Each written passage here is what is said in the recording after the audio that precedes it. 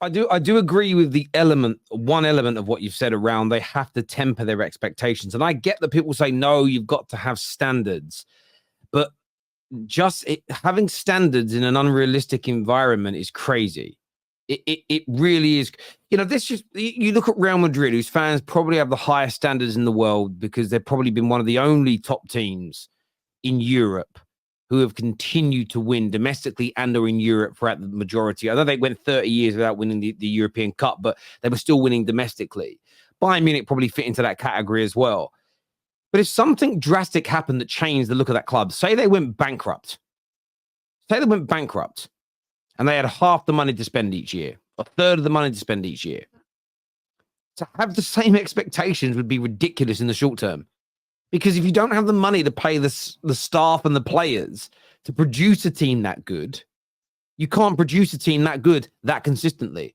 It just becomes nonsensical just by going, I've got standards and I'm going to boo if I don't get those standards delivered. That isn't going to help a team deliver it when they're not capable at that particular moment in time. And that for me is, I think, what Chelsea fans have got to do. Interestingly, though, what I do like, as a bit of banter, I saw a big Chelsea account, Simon Phillips, really great guy today. He tweeted out a quote from 2021 where Pep Guardiola said that Enzo will be an extraordinary manager. I feel like I felt with Mikel Arteta. Chelsea fans have been lapping this up. And I get it, by the way. And someone earlier on laughed at me. And I quote it says, reading about him, looking at things he said. Yes, I think looking at the way a manager talks about football, he's done videos where he's broken down his tactics, reading about what he has done in the game, reading about his style, reading about his philosophy, reading what people have said about him that have either worked with him or played for him is a key component to understanding the potential qualities of somebody. To not read about somebody that you're learning about is nonsensical to me. So yes, I read about him. Pep Guardiola endorsing you is a good thing. But what I do find funny about it, a little hypocritical but funny, is how most Chelsea fans, I've seen so many that I know personally, retweet this, share it, going, look at this, we've got a potential great manager on our hands. Most of them slag Arteta off every day. But the same people. And that's why, right? People sometimes say to me, Terry, why are you so balanced all the time? It depends on if you like, whether you think I'm balanced or not will depend upon the opinion I'm giving. If you don't like my opinion, it won't sound balanced. But the reason I don't tend to go down the petty banter route is because of these exact things. These exact things. When the Saudis were taking over Newcastle, everybody went in.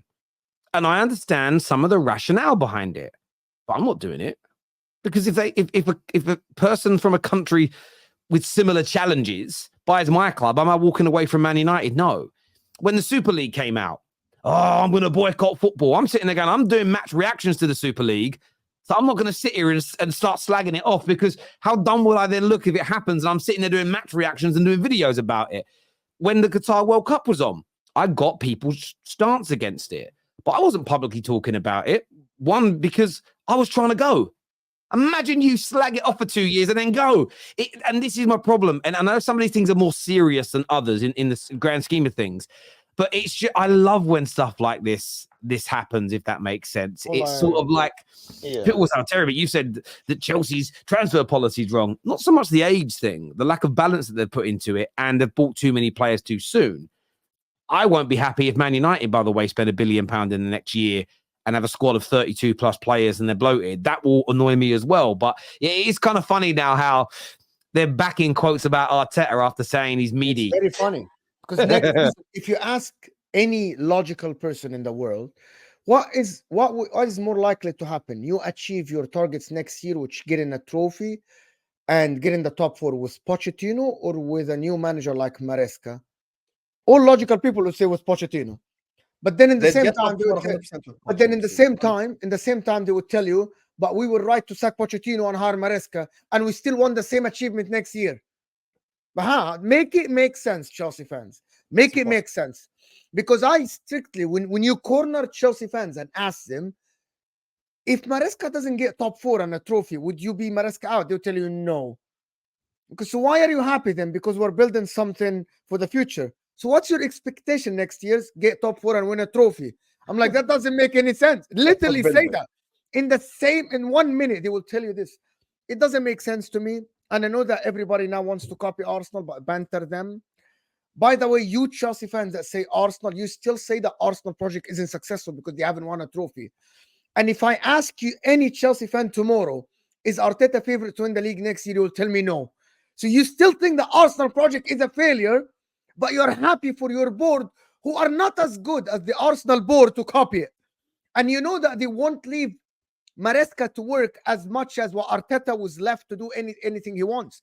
Because Arteta was allowed to kick all the players he wanted out and keep the youngsters. You know that that's not going to be allowed. You know that already they are making the transfers. The board already. Yeah. They are. You aren't going to leave They Maresca signed him before the manager. before the manager. You aren't leaving the manager to do what he wants, but you want to copy Arteta. That you banter. It literally doesn't make any sense. There is no logic to this. And I'm with Terry. It might work. But looking at it from outside, I am actually sitting on the other side of the fence with Terry. I think more likely than not, it's not going to work. And it was better for you to keep Poch to at least, maybe even if you're going to sack Poch, right? Wait until he gets top 4 next season, win you a trophy, then sack the guy and get someone ready. But now you ripped off the year of body of work that you did with Poch at the end and all the players that like him, right? All the players that back him, and you got a new guy that half of your players don't know who he is. Half of your players don't know who this guy is. They still have to learn. I think this is the wrong decision, in my opinion. I think it's too much risk. I would. Yeah, more than likely it won't work. This is the reality. More than likely it won't work. People just do this whole Poch thing. Look, Terry isn't the biggest fan of Poch. Okay, Terry has said it himself before multiple times on the streams. He isn't the biggest fan of Poch. He doesn't enjoy, Poch or any of that type of stuff. You know what? Sorry, since Terry showed this one, you really think we're jealous of Chelsea Football Club? Wallah al-Azim. If any Chelsea fan say that we're jealous of Chelsea Football Club, you're literally doing this. You're putting your side on the you're putting your side on the you're putting your side on the pillow. I can sleep. We're good. We're gonna cook next season. We're gonna cook. You're standing in front of the mirror and saying we'll cook. Nobody is jealous of Chelsea, Habibi. No one is jealous of Chelsea Football Club. Well, if you went and got Zidane and got maybe Hansi Flick, we would have been, you sacked Poch and you got someone we think might be better. But you didn't.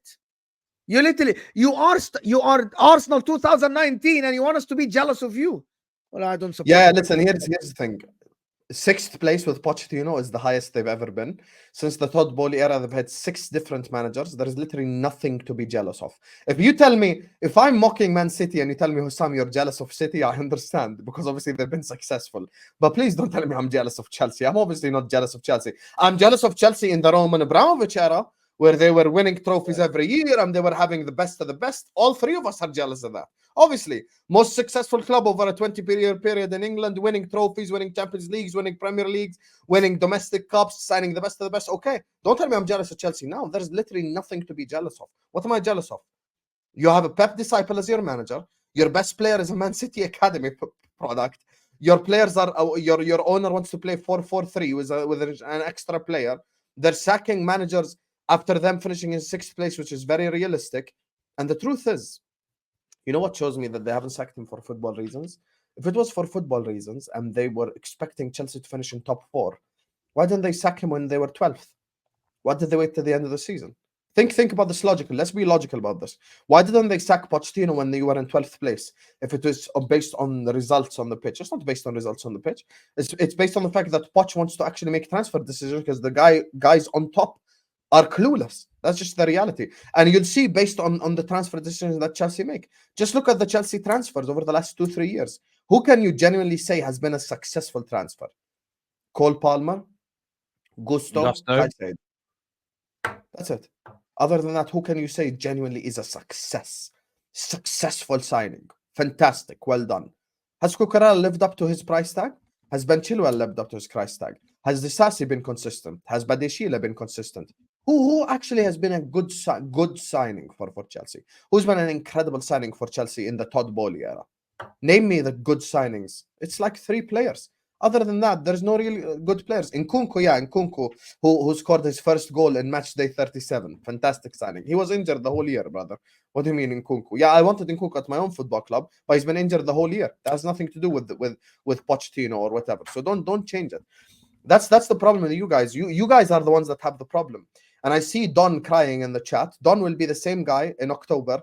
Terry, he's playing this guy left wing. He's playing that guy center back. He's playing that guy right wing. Get him out. Maresca out. He just doesn't understand Chelsea. You'll see. 100%. 100%. I'm not getting any Chelsea news, actually. Terry's reporting the news and we're reacting to it. I mean, the news is just being put out by Simon Phillips, and we're giving our opinions on it. As I say, look, I'm very much on the fence with this one. I'm being neutral to it. I'm intrigued by this manager. I think that he plays very good football. I'm really intrigued to see what he gets out of these players. My view with some people, Chelsea fans like Don, though, that say they've got a very good squad, and now they're buzzing about how good this manager is. I want to know what their expectations are for next season. And if this young manager doesn't achieve them, do they want him sacked instantly? If he's making mistakes, because again, there's talk that Maresca really wants Conor Gallagher to stay.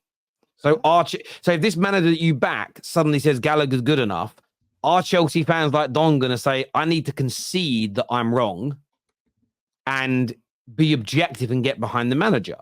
If he starts playing Colwell at left back, what are you going to say then? Is it a case, again, not trying to catch anyone out, not trying to, no gotchas, genuine questions, because for me, it's a case of, I don't want Ten Hag to stay, but I trust the football decision makers at my club. If they decide to keep him, I'm going to get behind it, because I've got to just drop my agenda after that point. It's not healthy. It's not healthy to hold on to it for one thing. So yeah, I'd love to get your take on that, Dom, my old mate.